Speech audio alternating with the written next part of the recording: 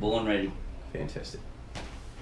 All right, I'm here with Lenny Holt, who you've all met before, who is our CEO of Rain and Horn in Palmerston. Is that right, mate? Yes. Yeah, he thinks he's the CEO anyway. Just did LinkedIn and put that on my profile.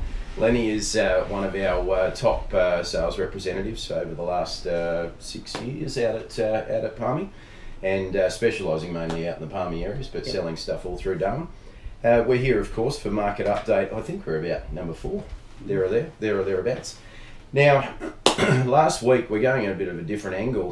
Last week we ran a piece on our Facebook site, just in relation to a renovated property at 65 Sibold Street in Woodruff. Okay, and it created there was a lot of engagement with it. We had a lot of people commenting on the renovation that had actually taken place from as far away as the US. I don't know whether you knew about that, but from as far away as the US in relation to the transformation of this property.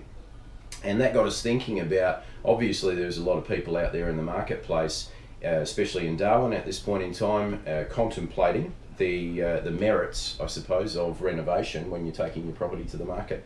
So Lenny was actually the listing agent on that property, or is the listing agent on that property, and I thought I'd bring him in today to have a chat about that property specifically and how that came about. And then also we'll probably discuss the merits of renovating to sell. Yep. So, but tell us about that property, Lenny. That property was a deceased estate, which I got the phone call from the son of the deceased owner. The guy was a bit of a shut-in, let's put it that way. And he lived in an old person's home. He used to get on a bus in the morning and travel out to the house, and they'd have to send a taxi or someone to come pick him up at night because he wanted to stay there. It ended up, he passed away in the old person's home. The house was beyond repair. It was terrible. You'll be able to have a look at the link that Glenn will put up for the before and after shots. The best one's probably the dead rat. That's something that's, if a rat's not being able to live there, it's gone down in history as one of the great shots from Rain and Horn Darwin. Yeah, this particular property, the first time I inspected the property, I didn't see the pool.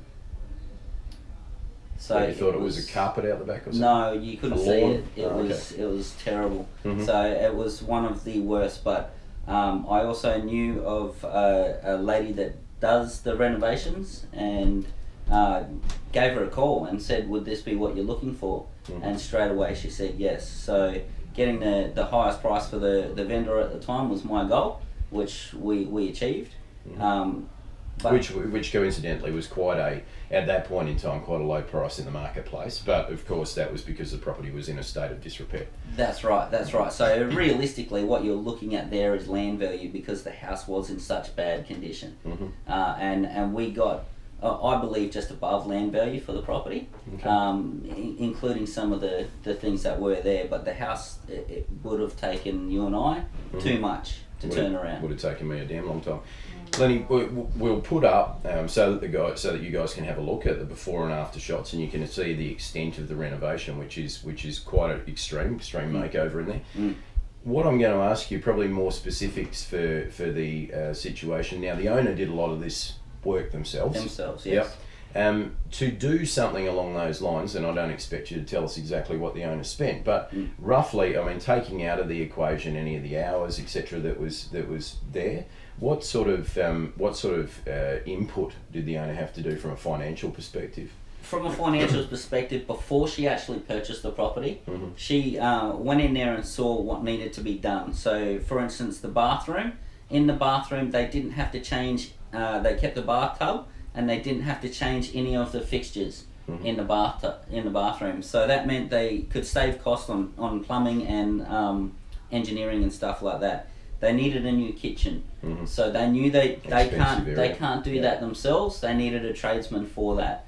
So they break down what it needed to be in the current market to be saleable. So an outdoor area, things like that, making the pool a focus and the inside as clean and neat as possible. So separating the two basically from what they could do themselves to what they needed to employ somebody to do, because of course then there's a markup and a margin on that. That's right. So she had to take into account what her skills were, what her budget was, and what